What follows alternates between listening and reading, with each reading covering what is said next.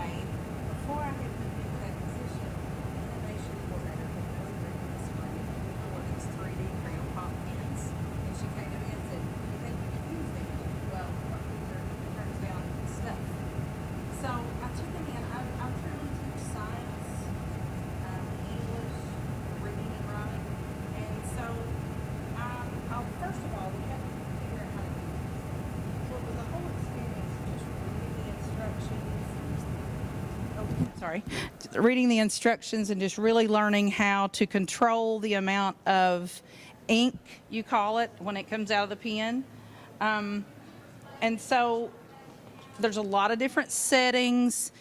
I'm not very artistic, so I probably wasn't the best teacher as far as teaching them the amount of ink that can come out with the different settings and the different tips that you can use.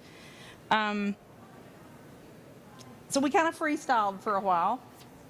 I think my head may be a little large for the glasses that they made, but they sort of learned that you can't, it's not very precise. Is that a good description? It's hard to stop the flow of ink. Once you push stop, it continues to flow just a second, split second. So it's hard to do sharp corners. My first idea was for science class, and we tried to make some models of the Earth and the moon so we could model motions, and that was okay. It worked, but we had to use not a golf ball, but a ping pong ball for a structure to cover that. And I thought, we're really not getting out of it. That's not really letting them be creative at all with it. But anyway, I looked on my partner teaches all the math. I do the science and language, I already said that, but he does all the math and the social studies. So on his board, the traditional lesson plan that he had, he was trying to help them find volume and teach them how to take a 2D structure and turn that into a 3D structure. I'm not math, so I'm probably not going to use the right terms. So hang on, stick with me.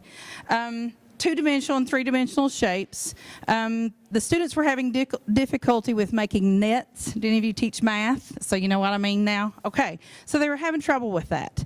And on their IXL, I forgot the name of the lesson, but they couldn't get up to that 90 mark. That's what we expect, And so I said, I've got an idea. I had just walked my class over and saw this traditional lesson plan that he had up. I had those pens, and I thought, I figured out a way that we could use the pens to help them. And so we put the students in groups, and he drew the 2D structures on the board, and we assigned each group a particular figure, and each student had to do a different side, a flat 2D side of that figure. And then we put those together, and it clicked with them to where, and you can see, we'd have made a measure and match the figures that he had on the board, and then they drew out and made their plan, and everybody chose a side. They had to get 2D approval before we would let them move on and give them the pen. And then once they got their approval, and you can see with just even trying to do the 2D figures, how it's not very precise. It was difficult for them, but they really did get the content as far as how to do the nets, and that all did come together for them. They love using the pens. Maybe I'm just not artistic enough to figure out how best to use them. I can see them being used as, have a set maybe in the library.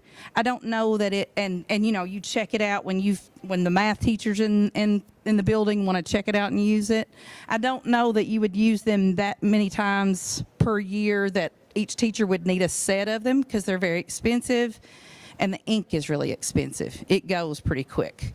So we had enough that all the students got to use them. All the students got to make a side of the geometric shapes. They had a blast with it.